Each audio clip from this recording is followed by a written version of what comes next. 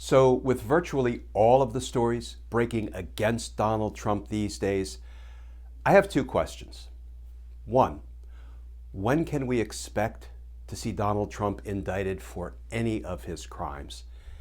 And two, how can we go about balancing our frustration with patience? Let's talk about that. Because justice matters.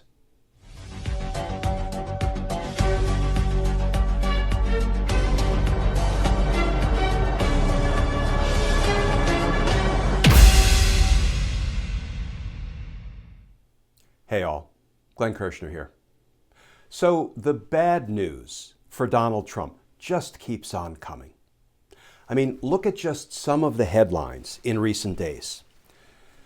Accounting firm cuts ties with Trump and retracts financial statements.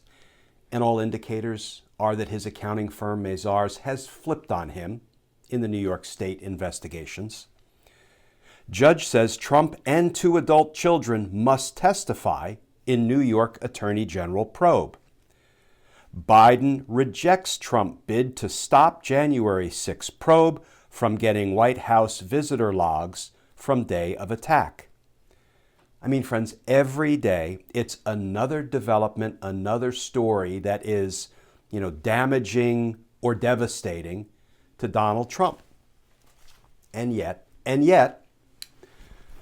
the question we keep asking, the question that preoccupies me, maybe it preoccupies you as well, is when will Donald Trump be indicted for at least some of the crimes he committed? What I want to tackle today is the battle between frustration and patience. And I'm going to talk in a minute about a personal experience I had as a prosecutor when I had to fight that battle, the battle between frustration and patience. But first, let's look at where we are. We are dealing with crimes committed by Donald Trump while he was President of the United States, right? The Department of Justice has never had to wrestle with crimes of this magnitude, this scope, this nature, because it's not just Donald Trump.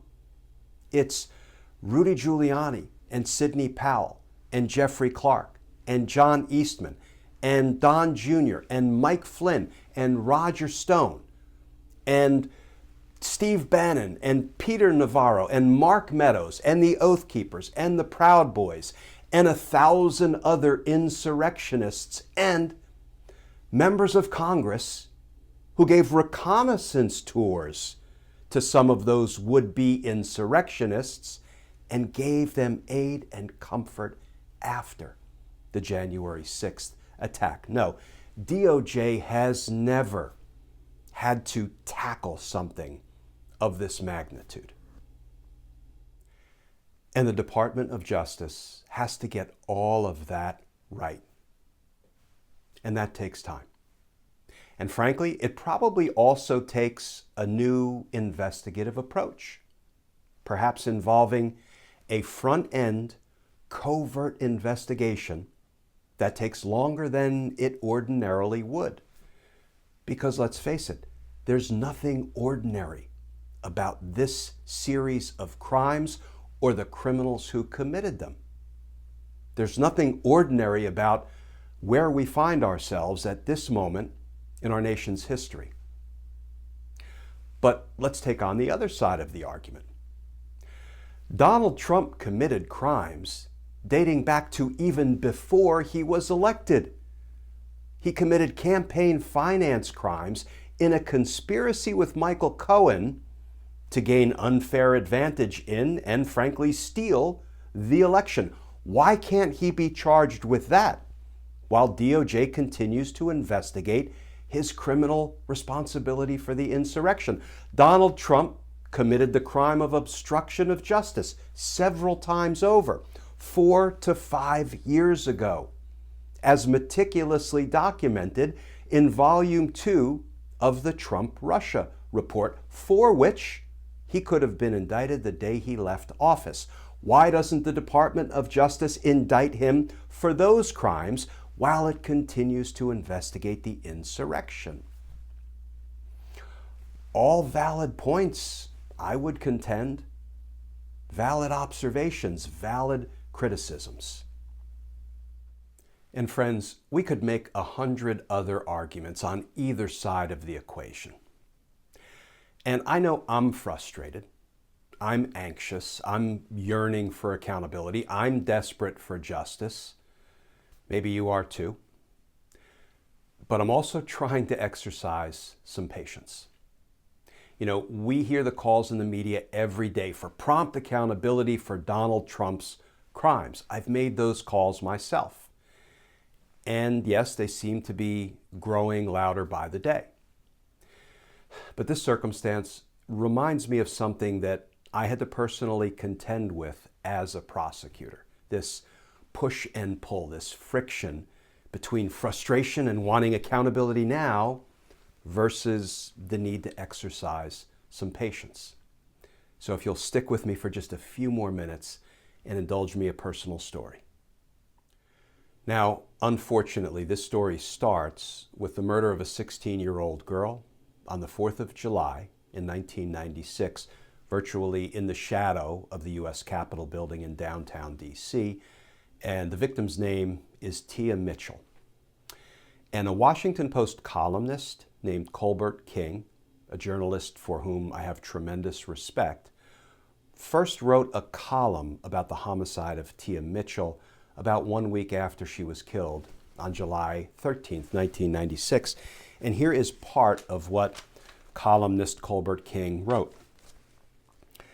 It was an easy story to miss. On July 5, the Post's Metro section carried a 2-inch item on page D5 headlined, "Girl, 16, slain while cycling in Northwest Alley." It said a teenager was fatally shot in the neck while riding her bike through an alley off the unit block of Hanover Place, Northwest. Her name was not released, but it said she'd been shot multiple times. The police reported no suspects and had no motive for the attack. She was murdered around 8 p.m. on the 4th of July.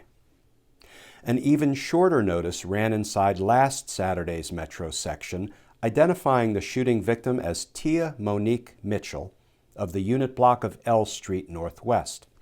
Since then, silence. Told nothing about her life, we end up knowing even less about the circumstances of her death. But I know something about the neighborhood where she died. And after Colbert King described the troubled, underserved, dangerous neighborhood in which Tia lived, he went on to write this. Maybe that helps explain why Tia's death wasn't treated as much of a story by the media, because I don't believe for 1 second that were she a 16-year-old girl living in Chevy Chase or Potomac or a Fairfax County subdivision who had been shot down like a dog while bike riding in her neighborhood, her murder would have been treated so shallowly. The lack of attention to Tia's death adds all the more to her debasement.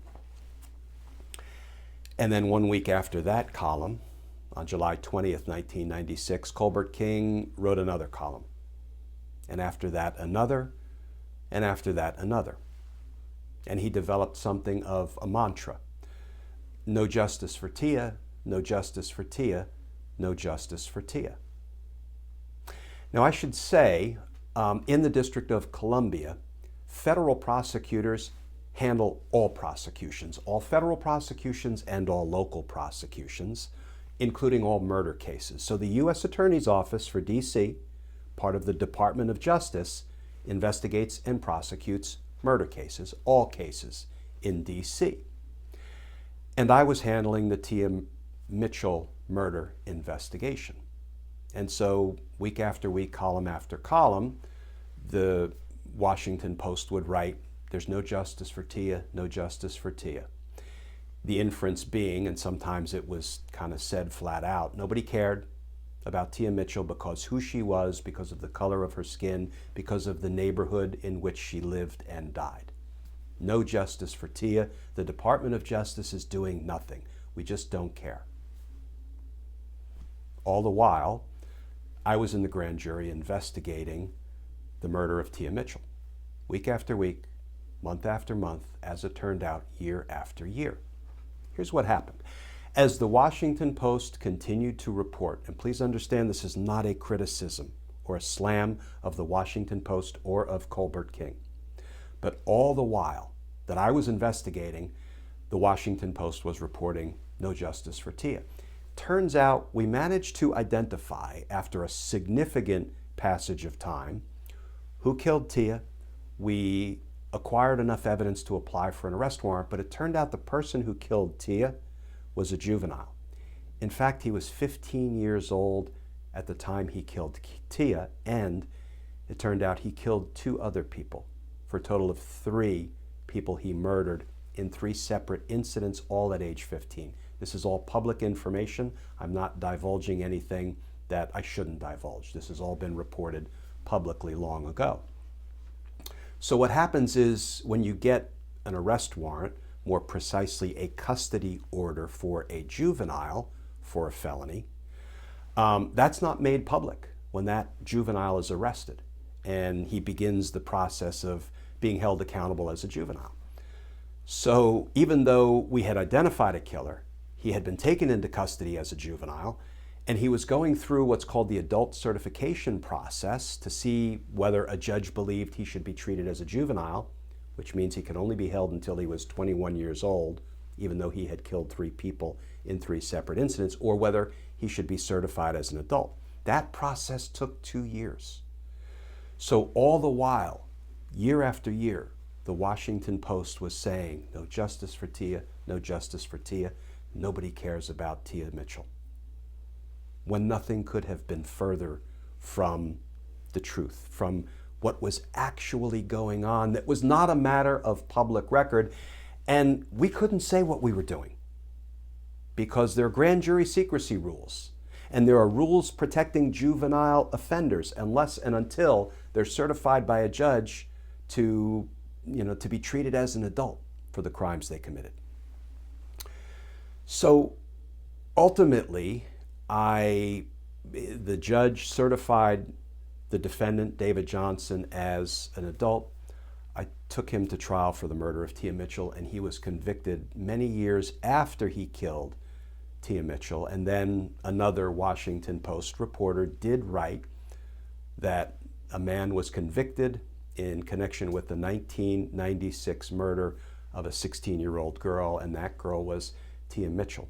I tell that story, friends, because the public reporting was that the Department of Justice, the D.C. U.S. Attorney's Office, was doing nothing to address the homicide of Tia Mitchell.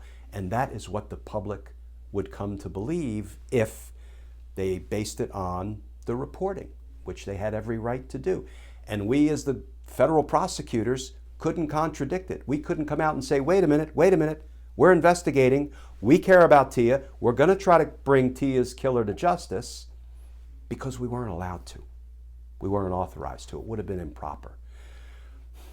I tell that story because there are certainly some parallels. No, it's not identical to what's going on at the Department of Justice right now regarding the insurrection investigation, regarding a possible investigation of Trump and all of his criminal associates. We don't know what we don't know. Based on the public reporting, we're all feeling frustrated and anxious and desperate for accountability. But we can't conclude that the Department of Justice is ignoring the crimes of Trump and company. I don't believe that for a minute, even though they can't tell us what they're doing, just like I couldn't tell anybody what I was doing investigating the murder of Tia Mitchell while the Washington Post had the incessant drumbeat of no justice for Tia. DOJ just doesn't care. Not true, not accurate. I remind myself of this personal experience that I had. And I know I've gone on way too long, friends. I hope you've stuck with me, because I remind myself of this to try to practice patience in the face of this overwhelming yearning for prompt accountability for Trump and company and the crimes he's committed against the United States and against we the people. It's going to take a lot longer than we would like. But I believe they're going to be held accountable. I believe they're going to be brought to justice. And justice matters. Friends, as always, please stay safe. Please stay tuned. And I look forward to talking with you all again tomorrow.